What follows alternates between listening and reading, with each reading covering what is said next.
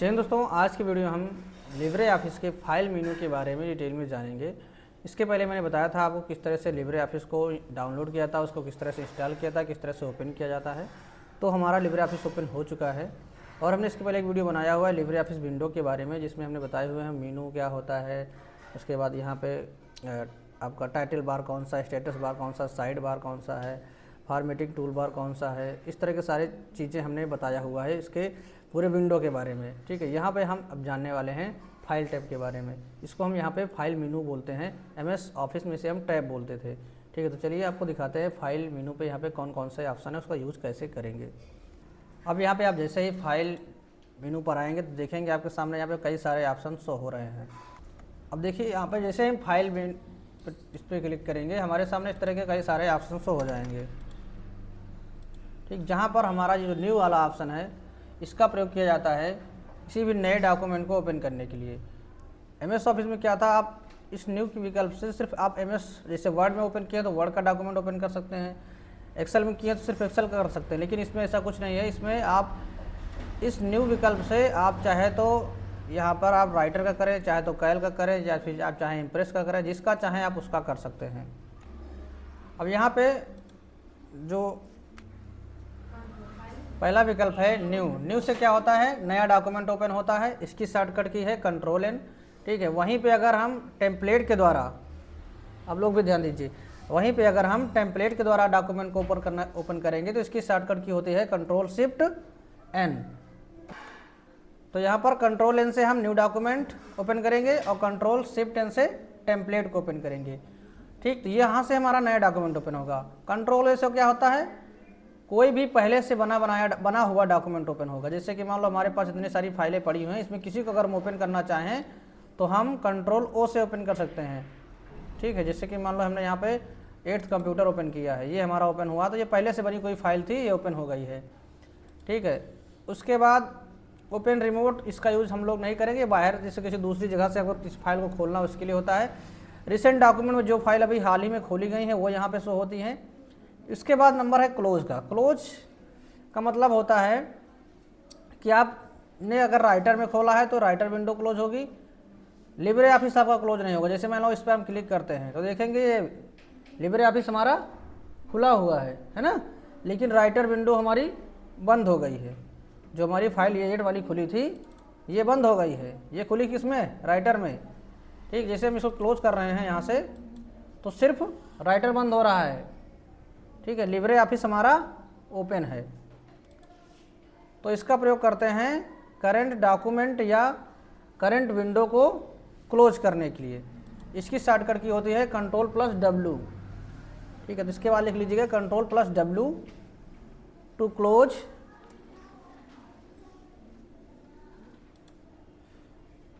मान लो हमने एक फाइल ये खोल दी है, ठीक, और एक फाइल और खोल देते हैं इसी में। अब यहाँ से हम इसको क्लोज कर लेते हैं। ठीक, जैसे क्लोज करेंगे तो करंट विंडो क्लोज हो जाएगी, है नहीं, एक हमारी क्लोज हो गई। अब दोबारा फिर से करेंगे तो वो भी क्लोज हो जाएगा। तो करंट विंडो को क्लोज करने के लिए, ठीक है, या फिर जो जिस एप्लीकेशन में खुला हुआ है, राइटर खुला है तो राइटर क्लोज होगा, या फिर अगर कैल खुला है तो कैल क्लोज होगा, इम्प्रेस खुला है तो इम्प्रेस क्लोज होगा ना। तो करंट विंडो जो विंडो खुली रहेगी वो विंडो क्लोज होगी। ठीक, उसके बाद यहाँ पे फिर एक है टेम्पलेट। इसका प्रयोग किया जाता है मैनेज टेम्पलेट करने के लिए, ये भी शॉर्टकट के हमने ऊपर बता ही दिया है। फिर ऑप्शन है Ctrl+S, तो पता ही है सेव करने के लिए होता है, इसमें कुछ खास नया नहीं है। उसके बाद है सेव एज। सेव एज की शॉर्टकट की यहाँ पे चेंज है। ठीक है, एमएस वर्ड में हमें 12 से सेव करते थे, लेकिन यहाँ पे हमारा सेव एज के लिए शॉर्टकट की है Ctrl+Shift+S। तो इसको भी नोट कर लीजिए। क्या होता है, मान लो कोई फाइल आपने सेव की, पहली बार में जब सेव करते हैं तो Ctrl+S से सेव हो जाती है, लेकिन अगर इसको हम किसी दूसरी जगह पर किसी दूसरे नाम से सेव करना चाहते हैं, ठीक है, मान लो हम इसको यहाँ पे नहीं सेव करना चाहते हैं, डॉक्यूमेंट में म्यूजिक में सेव करना चाहते हैं, तो हम यूज़ करेंगे Ctrl+Shift+S का। इसको बोलते हैं सेव एज, है ना। तो ये किसी दूसरी लोकेशन पे फाइल सेव हो जाती है, किसी दूसरे नाम से सेव कर सकते हैं या फिर किसी दूसरे फॉर्मेट में भी सेव कर सकते हैं। यहाँ से हम जैसे चेंज करेंगे तो यहाँ पे हम अलग अलग फॉर्मेट में इस फाइल को सेव भी कर सकते हैं।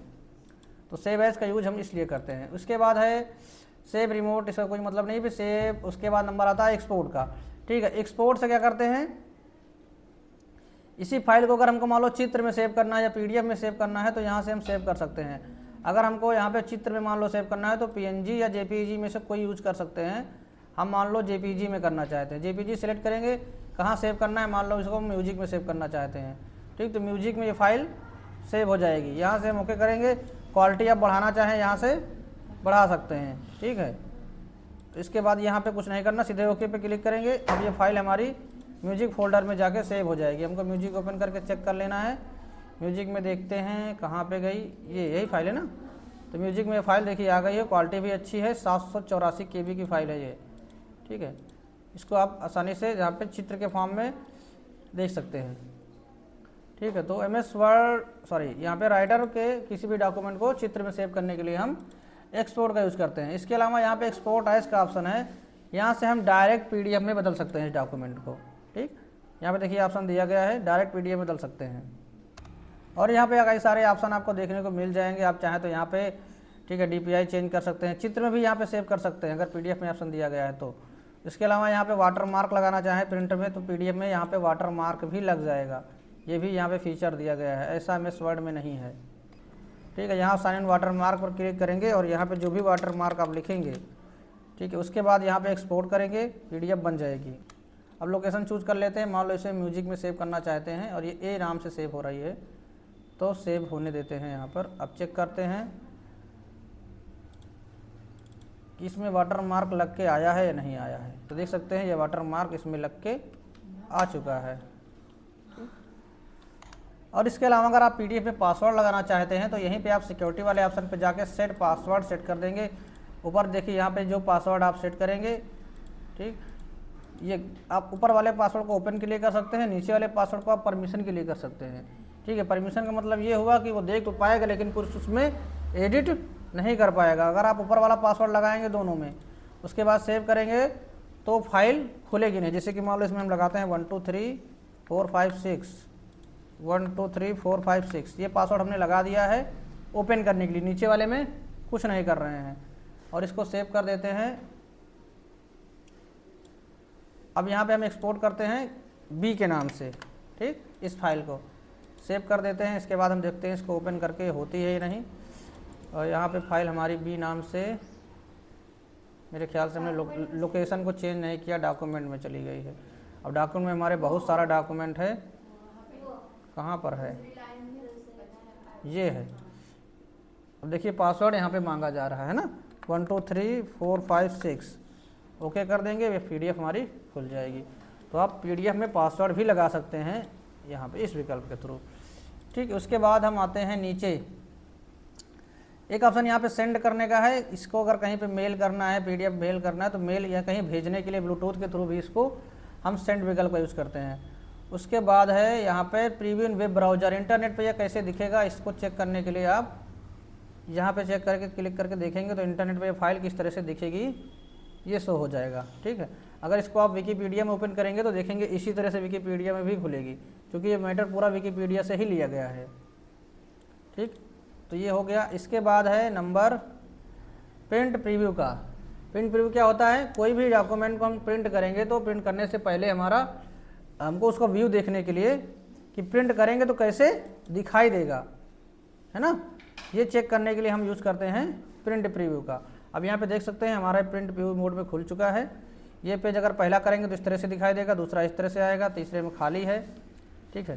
तो इस तरह से आप देख सकते हैं प्रिंट प्रीव्यू का। अब यहाँ से डायरेक्ट प्रिंट करना चाहें तो प्रिंट कर दें, अदरवाइज यहाँ से क्लोज प्रिंट प्रीव्यू पे क्लिक कर देंगे, क्लोज हो जाएगा, ठीक है। तो इसकी शॉर्टकट की है Ctrl+Shift+O, और यही शॉर्टकट की अगर MS वर्ड में देखें तो कंट्रोल के साथ में F2 बटन से हम उसका प्रिंट प्रीव्यू देखते हैं, लेकिन यहाँ पर Ctrl+Shift+O से हम इसका प्रिंट प्रीव्यू देखते हैं, ठीक है। उसके बाद नंबर आता है Ctrl+P। Ctrl+P का आपको पता ही होगा, इसका यूज़ करते हैं PDF में प्रिंट करने के लिए या फिर इसको हम प्रिंटर के थ्रू प्रिंट करने के लिए। अगर आपके कंप्यूटर में प्रिंटर लगा रहेगा तो प्रिंटर सेलेक्ट करेंगे, उसके बाद पेज सेटिंग देंगे और प्रिंट कर देंगे, ये प्रिंट हो जाएगा। क्योंकि इसमें कोई प्रिंटर लगा नहीं है तो इस वजह से प्रिंट नहीं होगा, ये PDF में प्रिंट होगा, ठीक है। उसके बाद यहाँ पे और ऑप्शन है प्रॉपर्टी का। यहाँ से डॉक्यूमेंट की प्रॉपर्टी देख सकते हैं, किस नाम से फाइल है, ठीक है, कैसा डॉक्यूमेंट का प्रकार क्या है, MS वर्ड का डॉक्यूमेंट है, लोकेशन कहाँ पे है, कितनी साइज़ है, कब बनाया गया, कब मॉडिफाई किया गया, इस तरह की चीज़ें यहाँ पे आपको शो हो जाएंगी। ठीक है, इसको हम यहाँ से कैंसिल कर देते हैं। उसके बाद डिजिटल सिग्नेचर लगाने के लिए ऑप्शन दिया गया है। अगर आप इसमें सिग्नेचर जोड़ना चाहें तो यहाँ से साइन डॉक्यूमेंट पर क्लिक करेंगे। ठीक है, उसके बाद यहाँ से आप सर्टिफिकेट लोड करेंगे। इस तरह की चीज़ें यहाँ से हम ऐड कर सकते हैं। ये भी हमारे किसी काम का नहीं है, ये बड़े पर्पज़ पे यूज़ होता है जब हम लोग कोई ऑफिशियल वर्क करते हैं तो। ठीक है, किसी कंपनी में काम किया था वहाँ पे डिजिटल सिग्नेचर लगाया जाता है, तो स्टूडेंट के लिए नहीं है। उसके बाद नंबर आता है यहाँ पर एग्ज़िट। अब ये वाला जो एग्ज़िट है ये पूरे के पूरे लिब्रे ऑफिस को बंद कर देगा। ठीक है, ये वाला क्या करता था, सिर्फ राइटर विंडो जो भी डॉक्यूमेंट खुला हुआ उसको बंद करता है ना।